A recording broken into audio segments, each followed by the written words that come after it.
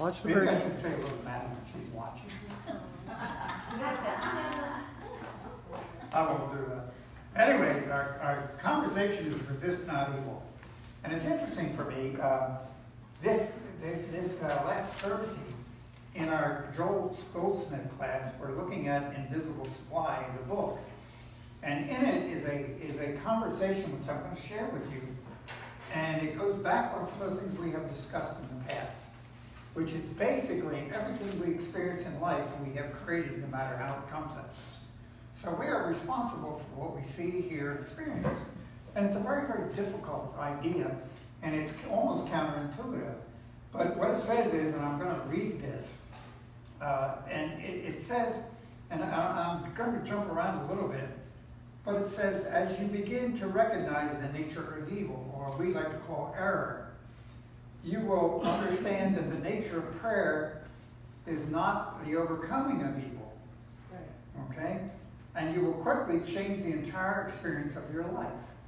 So we don't pray to overcome evil, we just pray to be one with God, because evil doesn't exist. Because it is error and it's an illusion.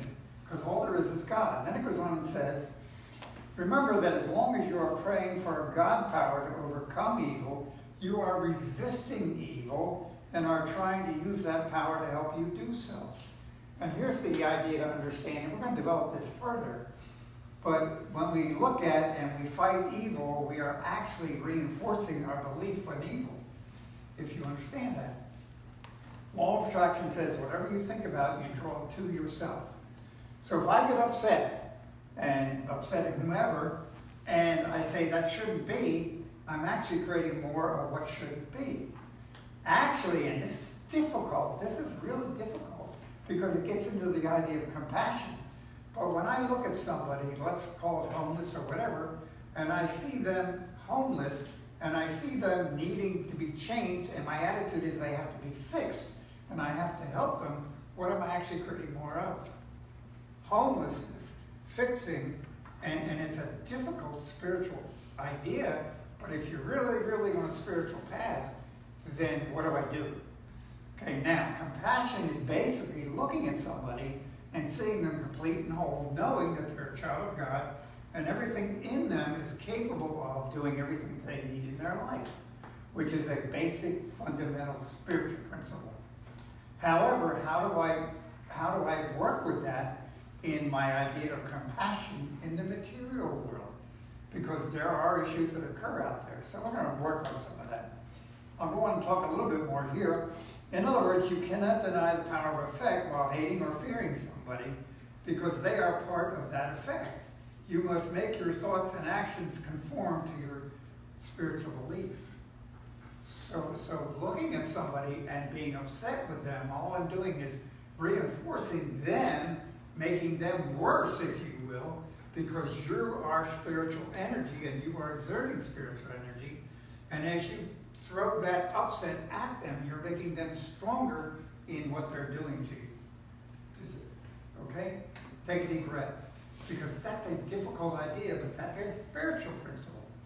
So one of the things I had was, okay, what does Charles Fillmore, what does unity say about that? Everybody ready? Because, is it a unity principle?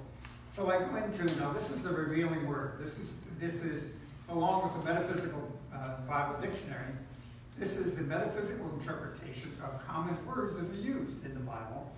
So I just happened to go to evil, and guess what? There's a conversation here. So this is what Charles Fillmore basically said in his belief. So it said, evil, that which is not of God. Everybody got it? Okay. Unreality, error thought, a product of the fallen human consciousness. So in our spiritual consciousness, we are told we're complete and whole just as we are. Everybody has that same consciousness and that same ability. So if you go back to Genesis, it says we're created in the image and likeness of God. So everybody at their root is God expressing itself. Now, some of us have allowed the world, or the negation of the world, to overcome those beliefs. And that's what we're seeing is the error or the illusion that people are creating in their world. And see, if I buy into that energy, I'm actually reinforcing the problem that I'm looking at. So, now it goes on. Evil is, it has no permanent life of itself. Its whole existence depends on the life it borrows from its parent, and when in connection with the parent is severed, nothing remains. In other words, the parent is the parent thought that evil exists. And it's an incorrect thought. It's a false thought created by the ego. Okay? So then it goes on and says, such conditions have no basis of reality. So when I see evil, all I do is go to God. Now I have to laugh. Neil came up to me right before and he shared, may I share? He told me, he said, I use resist non-evil when somebody cuts me off in traffic. Anybody familiar with that? Because he knows, and this is what it said, he knows if he gets upset at that jerk, he's creating more jerks coming down the road. Which is a perfect application of what we're talking about. Then it goes on and says, okay, this is interesting. So, divine mind, there is no recognition of evil conditions. Such conditions have no basis of reality. They are congregations or made-up stories of a false consciousness. So when I see evil, it's the false consciousness that I have allowed to take over and that the individual or people involved are creating for themselves. Then it goes on to say, apparent evil is a result of ignorance. Everybody take a deep breath. Because when I get upset about that jerk out there, I'm being what? Ignorant. Aren't you glad to know that? And I know none of you are in that category, okay? Then it goes on and said, and when the truth is presented, the error disappears. Now, there are some things in my life I'd like to disappear. So how do I get it to disappear? I don't think about it, and I go to God when I do think about it. Now it goes on and on, but we don't need to spend too much more time in that context. Now, he teaches us to pray. Anybody read Charles Fillmore? Pretty, this is unity. This is what he says. And the more I looked at it, the more I thought, oh, okay, there's got to be a different story with Charles. Well, guess what? He doesn't use the word evil, but here's what he says. God is the supreme perfection. Now, I want you to, the biggest issue we have as a group, I'm including myself, is the belief who we really are. In other words, our culture, our society, our families, our legal system, our religious system has trained us to believe that we're sinners, full of guilt, and we're going to hell in a handbasket if we're not careful. Yes? Okay, it's not true. Because the truth is, each one of us is a child of God, and when we talk about awakening or being enlightened or reach the point of nirvana or however you choose to do it, is the awareness of who I really am and who you are individually. That's the thing we're doing. That's the path we're taking back to the Father that the parable of the prodigal son talks about, is awakening to who we are. And if we really truly who we are part of the supreme perfection of consciousness. Okay, now, Charles Fillmore, not me. Okay, now, I like it. It sounds good. I'd like to go there. Anybody ready to go with me? And it takes a path to go there. Then it says, all its creations are perfect. Did we be saying anything else? So I'll say it again. All its creations are perfect. And each one of us individually, no matter where we are, 7 billion people on the face of the earth, when they think their creations are perfect. The problem is thinking what? Okay? And if I really know that I'm one connected with God, I create God. However, if I start thinking I'm evil, or I'm a sinner, or I'm this or that, and I start thinking that about others, what am I creating in my world? That which I don't want. And so this is the supreme idea, who you are. And who are each one of us? I am God expressing itself, and each one of us is God expressing itself. And what does your world look like? Okay, now, I loved it. It really got excited about it. Wherever the daily word is, I got it here. And it just happened to fit with what what I was going to talk about today. Now, I opened it yesterday, and then I'm looking at world peace. Everybody ready? Everybody wants world peace, yes? Everybody's talking about world peace. Here's what it says. Everything that's happening in the world around us is an extension of what is happening inside each one of us. Now the phrase here, is that the heading is a world of peace begins in me. Not within me, not around me, not part of me, in me. Everybody got it? Where is in me? Within each one of us, deep inside of us, is the peace of the world. And it goes on and says, this is unity. And it says, our individual beliefs are part of the collective consciousness, or the oversoul, or the carnal mind that Paul talks about. And our individual beliefs are part of the collective consciousness of our planet. So we're all thinking out there, okay? Then it goes on and says, my own thoughts and feelings create waves of energy that move outward from me. It's called radiation. So I'm a radiating being of divine potential, radiating beliefs out into the world around me, influencing others around me. So the question is, what am I influencing? How am I landing out there? Okay, have you ever been around somebody that you really like to be around? I get a kick out of it. Probably shouldn't go here, but I'm going to. And having a daughter, okay, it's interesting to me when she meets a man that she's excited about. Everybody know what I mean? And see, we're radiating these energies, and we pick up the energies, and if we run into an energy we like, we go, oh boy. Would you agree? I feel comfortable. That's why I love being here with you. Okay? And we're attracting more. Okay? One of the things I'm going to talk about this afternoon is unity is not a religion where we go out and knock doors.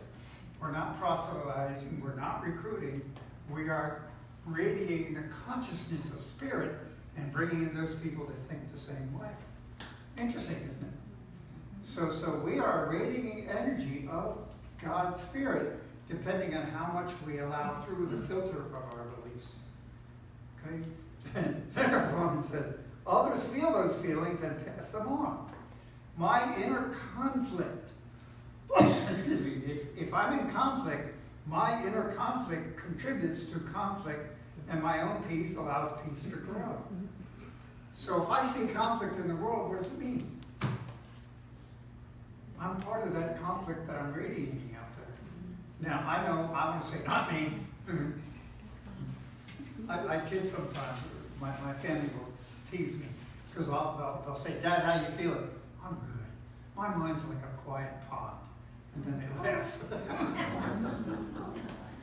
Because that's where I'd like to be. Okay, however, am I there? No. Because I watch the cotton picking TV. You know, I found out, you know, McCain died, you know, so that's sadness.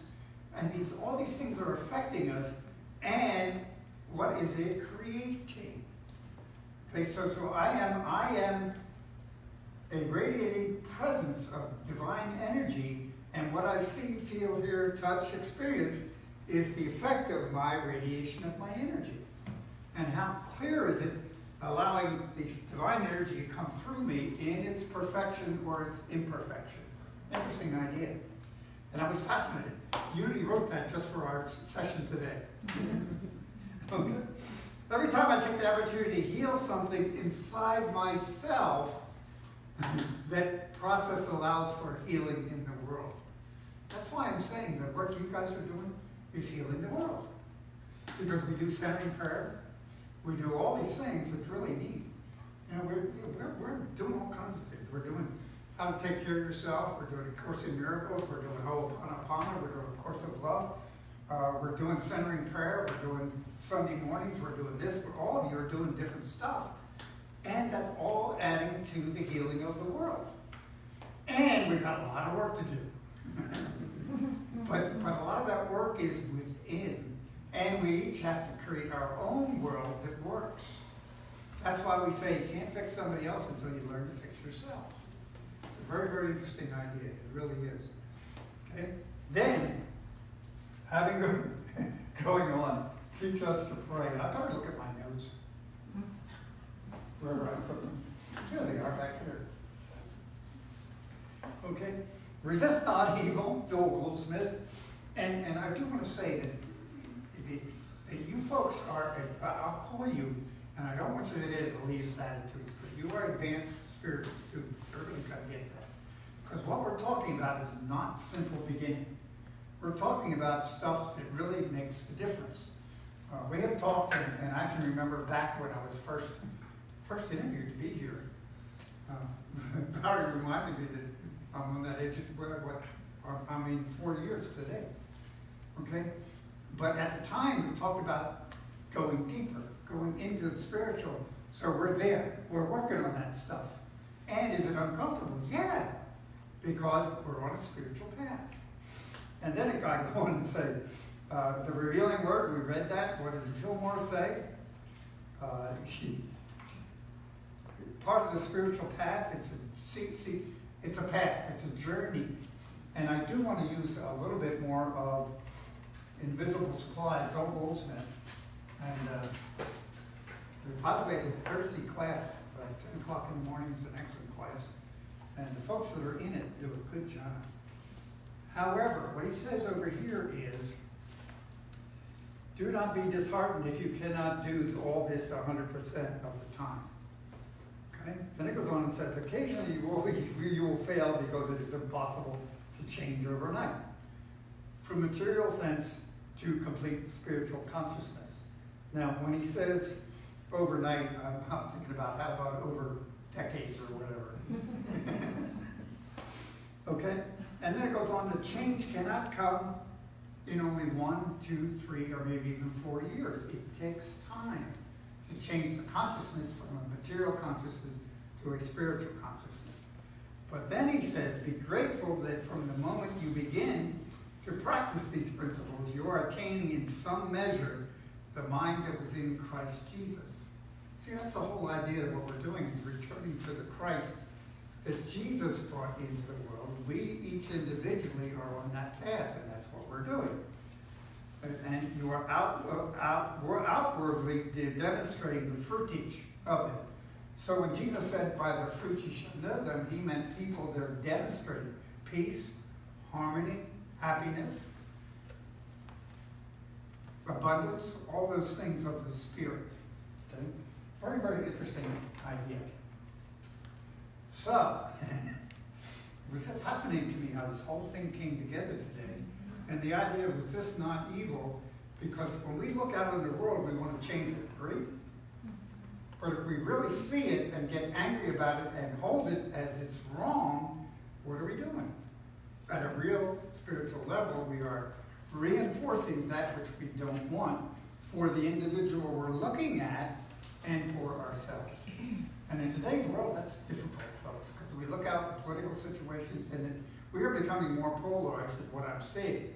Now, do you see me looking at evil polarization? So we are all one in spirit, and we are coming back together is what's happening. So these ideas that we're being forced into, if you will, just by the world around us and the culture that's occurring, are of the ego, not of spirit. And as a group of believers, if you will, we are creating a new world. And the new world doesn't occur on old ideas. The new world occurs on new ideas. If you understand the parable of Jesus, when he talked about you don't put new wine in old wineskins because they will leak and not work. So it's creating a new consciousness, a consciousness of spirit. And when we talked about prayer last week, it was going direct connection to God, and then the rest of the stuff works. So I don't really have too much else to say. But the whole idea behind it is, let's have some fun. Let's look at the joyful part of life instead of the negative parts of life. And let's go eat at Janie's and do all kinds of new things, okay? And for goodness sakes, let's have some fun and enjoy life. I love you dearly. Well, thank you.